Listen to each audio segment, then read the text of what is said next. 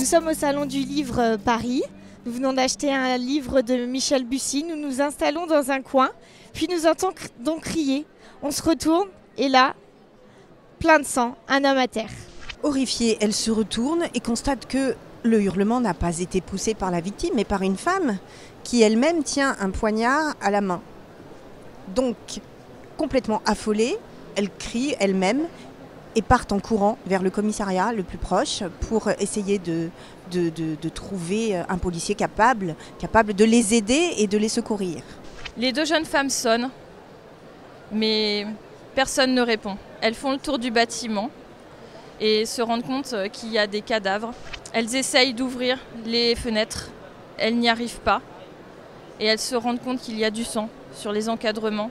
Après un examen beaucoup plus minutieux des corps au travers les vitres, elles se rendirent compte qu'ils ne portaient aucune trace, aucun stigmate de coup de couteau ou de traces de balles.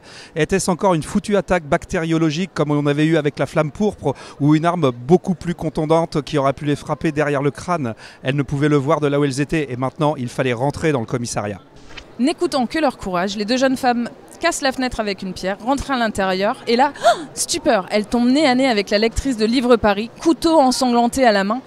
Serait-elle la coupable? Elle le pense foncièrement et appelle le 18.